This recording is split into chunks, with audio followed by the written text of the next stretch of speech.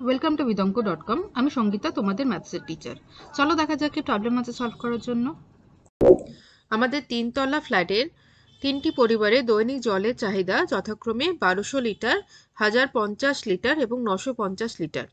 এই চাহিদা মেটানোর পরও চাহিদার 25% জল মজুদ থাকে এমন একটি ট্যাঙ্ক বসানোর জন্য মাত্র 2.5 মিটার দীর্ঘ এবং 1.6 মিটার চওড়া একটি জায়গা পাওয়া গেছে।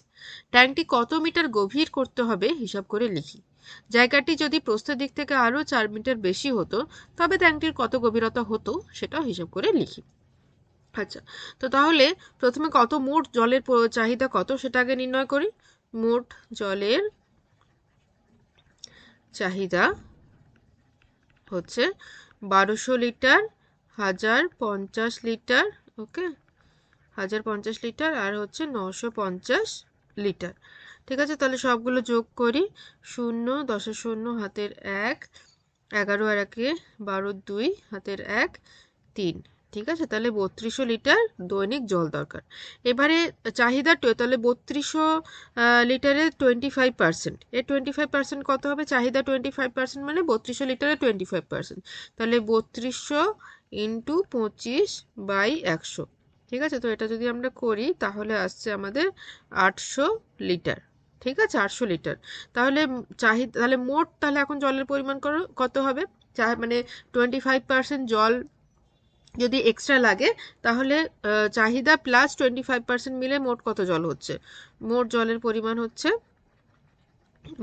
পরিমাণ মানে ট্যাঙ্কে যে পরিমাণ জল থাকতে হবে সেই পরিমাণ জল হচ্ছে 3200 plus 800, that is equal to 4000 litre.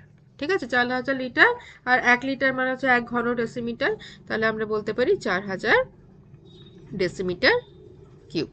ওকে, আচ্ছা, এবারে যে ট্যাঙ্কটি মানে যে জায়গাটি পাওয়া গেছে তার দৈর্ঘ্য হচ্ছে 2.5 মিটার আর প্রস্থ হচ্ছে 1.6 মিটার।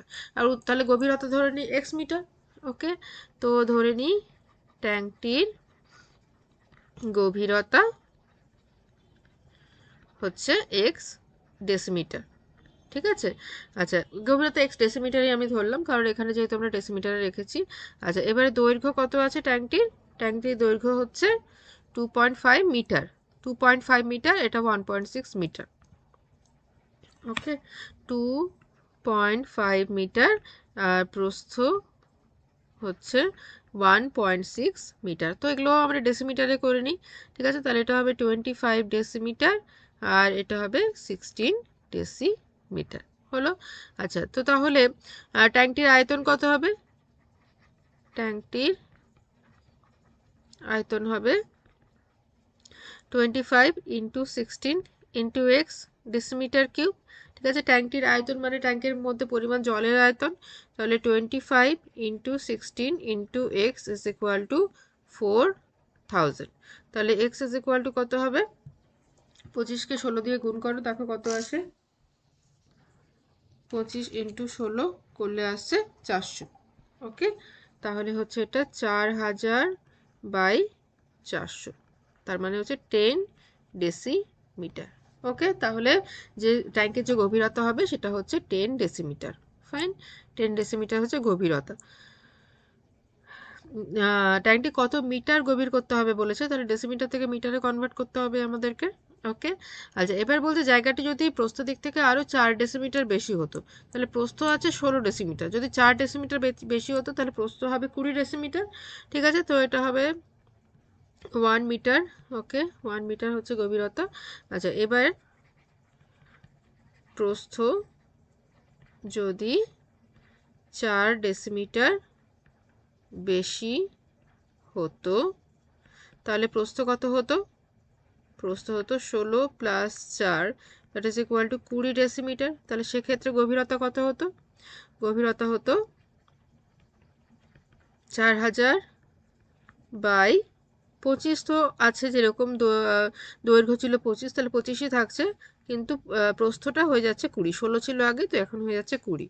ঠিক আছে, তো তাহলে 25কে যদি 20 দিয়ে গুণ করি আসছে আমাদের 500।